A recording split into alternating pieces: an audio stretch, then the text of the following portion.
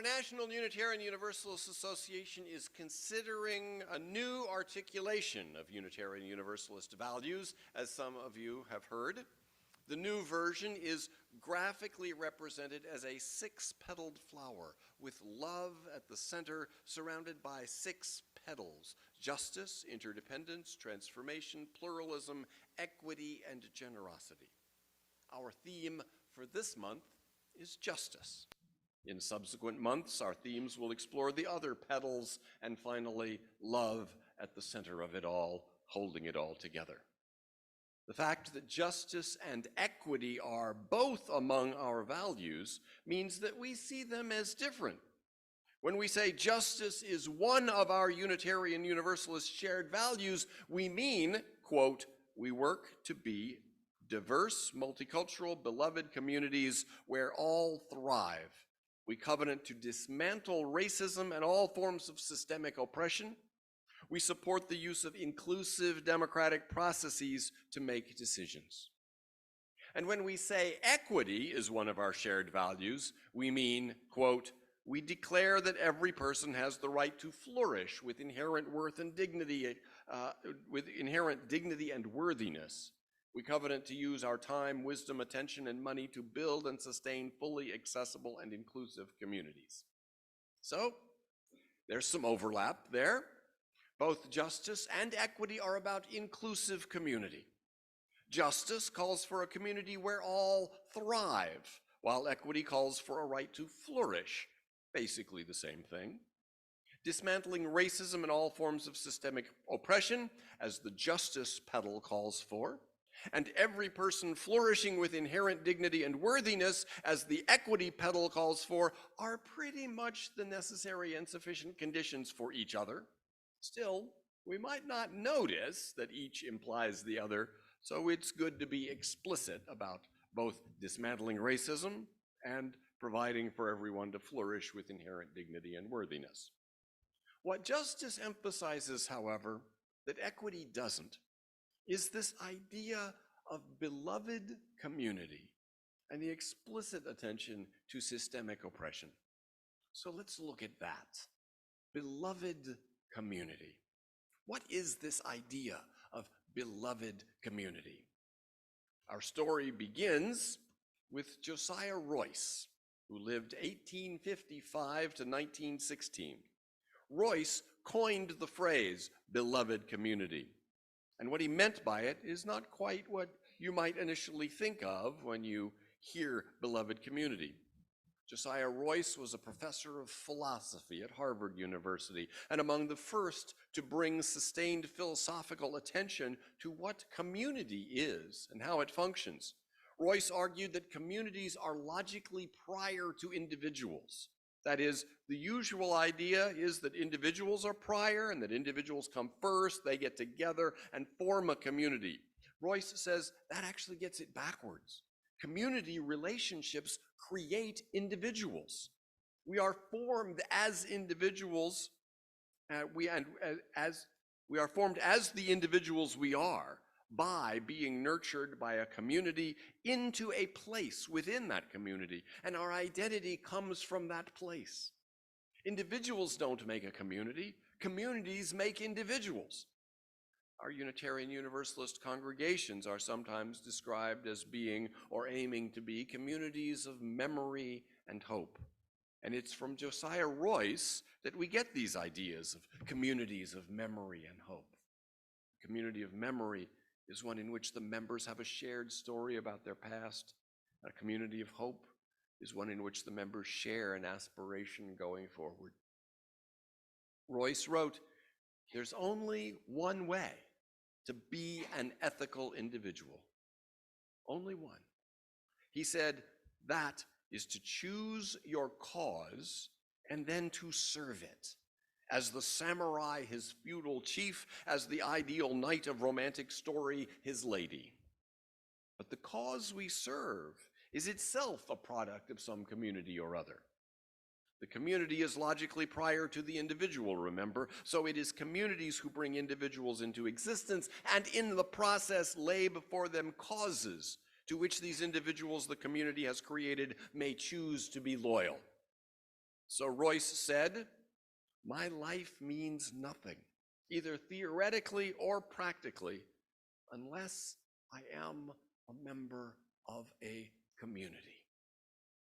To go further and be an ethical individual entails choosing a cause your community defines and places before you and being loyal to that.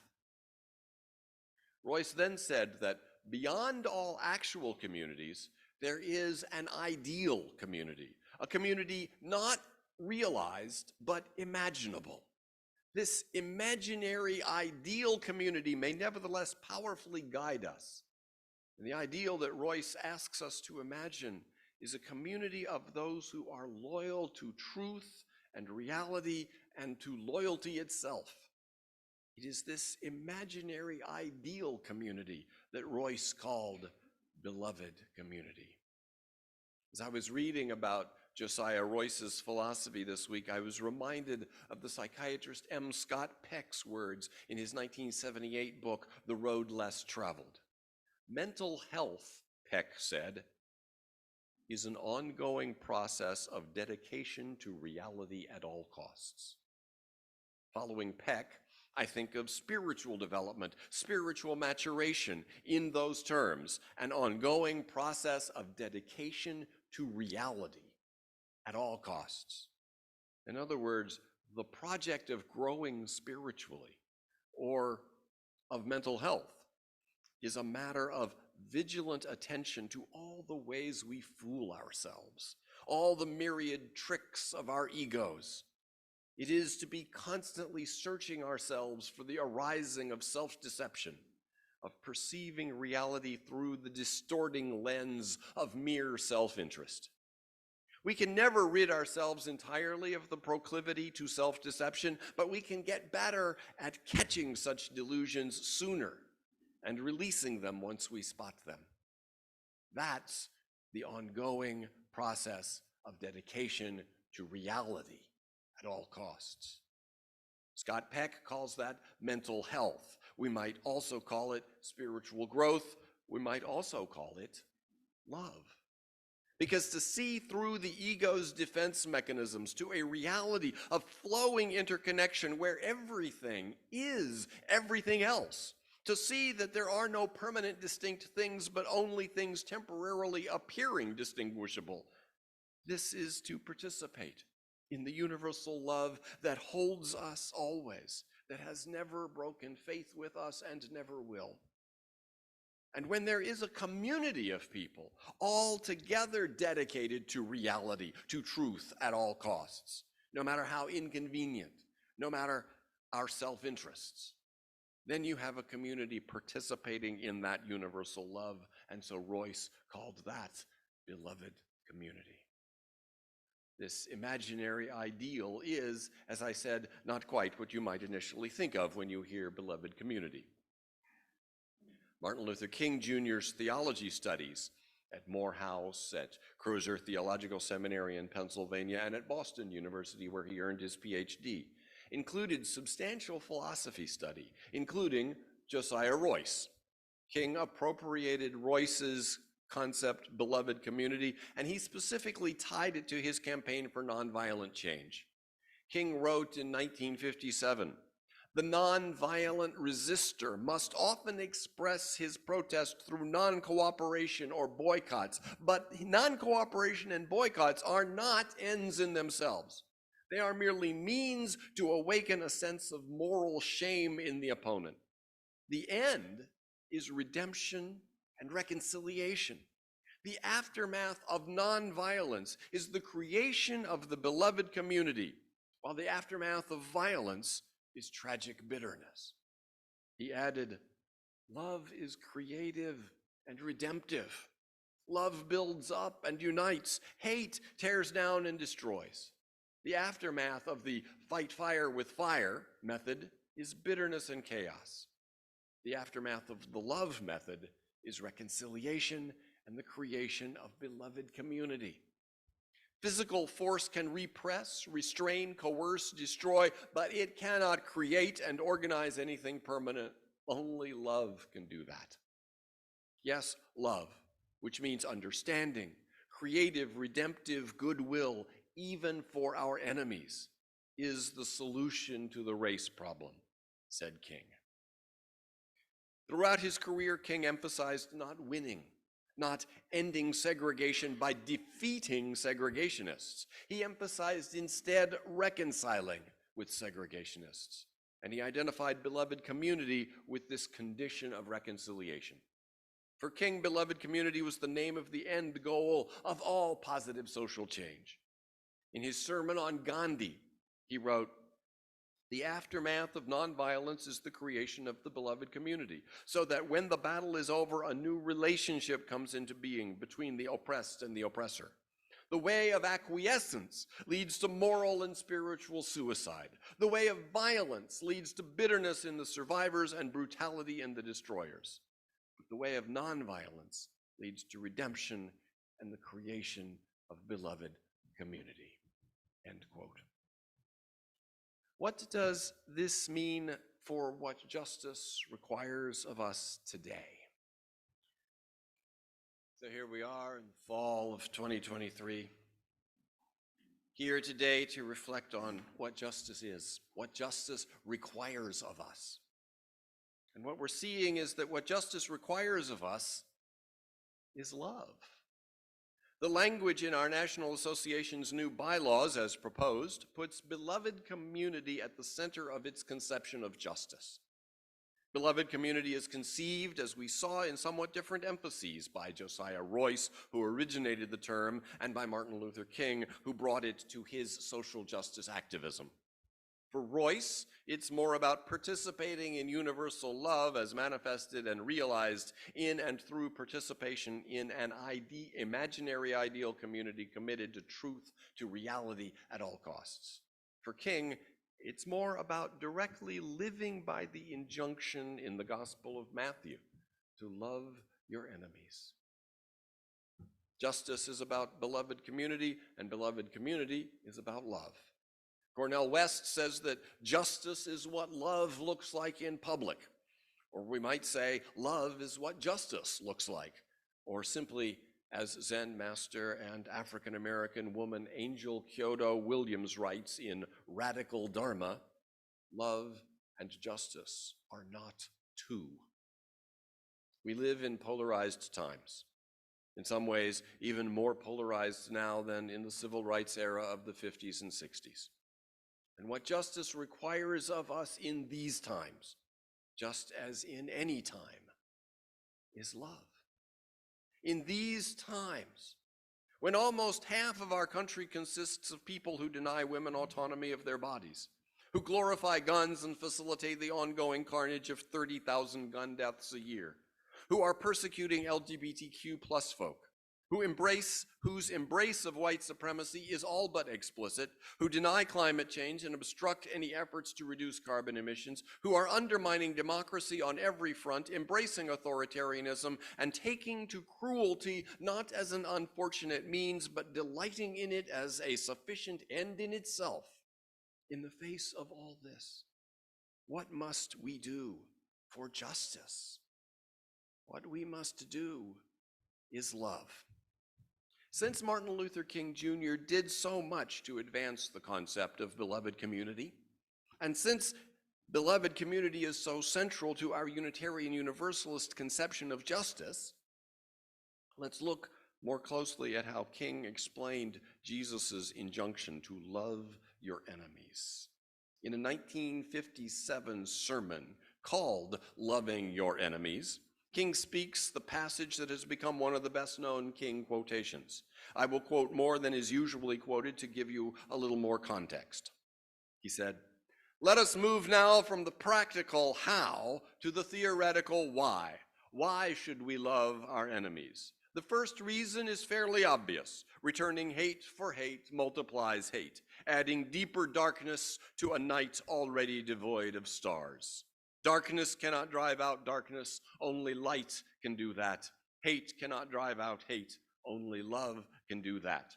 Hate multiplies hate, violence multiplies violence, and toughness multiplies toughness in a descending spiral of destruction." End quote. Only love can drive out hate. Only love. King goes on to speak of the damage that hating does to the one who hates. He says, another reason we must love our enemies is that hate scars the soul and distorts the personality. It certainly harms the hated and is just as injurious to the person who hates. Like an unchecked cancer, hate corrodes the personality and eats away its vital unity. Psychiatrists report that many of the strange things that happen in the subconscious, many of our inner conflicts, are rooted in hate. They say, love or perish. Modern psychology recognizes what Jesus taught centuries ago. Hate divides the personality, and love, in an amazing and inexorable way, unites it. King then adds, a third reason we should love our enemies is that love is the only force capable of transforming an enemy into a friend. We never get rid of an enemy by meeting hate with hate. We get rid of an enemy by getting rid of enmity. By its very nature, hate destroys and tears down. By its very nature, love creates and builds up. Love transforms with redemptive power. So far, what King has said seems anodyne. We have heard it many times. For most of us, grasping King's point so far does not seem a difficult challenge. But when he says that it means loving even the white racists and the violent segregationists, it gets a bit more challenging. King cites the example of Abraham Lincoln, who appointed some of even his bitterest critics and enemies to his cabinet. King then says, it was this same attitude that made it possible for Lincoln to speak a kind word about the South during the Civil War when feeling was most bitter. Asked by a shocked bystander how he could do it, Lincoln said, "Madam, do I not destroy my enemies when I make them my friends?" That is the power of redemptive love. For King, what it comes down to most fundamentally is, quote, we are called to this difficult task in order to realize a unique relationship with God. We must love our enemies because only by loving them can we know God and experience the beauty of his wholeness, end quote. We might prefer to say that only by loving them can we be whole. Anytime you hate, anytime you reject, anytime you simply cannot accept another person, that person represents a part of you that you're seeking to excise. Our wholeness requires that we accept all parts of ourselves, accept all of who we are. Nowadays, we don't like to use the word enemies. I don't know if I've ever in my life identified someone as an enemy, except maybe in a facetious reference to my opponent in some game we were playing. Even our military now prefers to say hostiles. And yeah, maybe you can't or wouldn't identify anyone as an enemy, but you can think of times when someone was hostile toward you, and you may have been hostile back. There are people who you find difficult.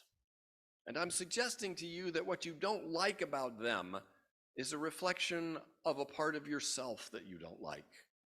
Accept them, welcome them, love them, for only then can you accept, welcome, and love all of who you are. Even a certain former president is manifesting parts that are in all of us, and any part of ourselves that we try to excise and exile simply goes subterranean and becomes more powerful. But what we accept, welcome, and love can play its useful role and stay in its place. Only when an inner voice is heard and respectfully acknowledged will it turn, acknowledge, and be willing to bow to your other and countervailing voices. Only love, inward and outward not distinguished, brings us into our wholeness. Accepting, welcoming, and loving does not mean complacency or quiescence in the face of harm. It does not mean complicity with injustice. Dr. King's Loving Your Enemies sermon made this point, and it was a point he reiterated many times in his career. He said, this does not mean that we abandon our righteous efforts. With every ounce of our energy, we must continue to rid this nation of the incubus of segregation. But we shall not in the process relinquish our privilege and our obligation to love. While abhorring segregation, we shall love the segregationist. This is the only way to create the beloved community. To our most bitter opponents, we say, we shall match your capacity to inflict suffering by our capacity to endure suffering. We shall meet your physical force with soul force. Do to us what you will, and we shall continue to love you. We cannot in all good conscience obey your unjust laws, because non-cooperation with evil is as much a moral obligation as is cooperation with good. Throw us in jail, we shall still love you. Bomb our homes and threaten our children, and we shall still love you. Send your hooded perpetrators of violence into our community at the midnight hour and beat us and leave us half dead, and we shall still love you. One day we shall win freedom, but not only for ourselves. We shall so appeal to your heart and conscience that we shall win you in the process, and our victory will be a double victory. The victory to which King refers is not a once and done conquest, but an unfolding victory, the earning of which is never completed. Under his liberty, under his leadership, the victory unfolded some. And so may we, with our lives, unfold further the double victory in which our opponents will be as victorious as we ourselves. For love and justice are not two. Amen.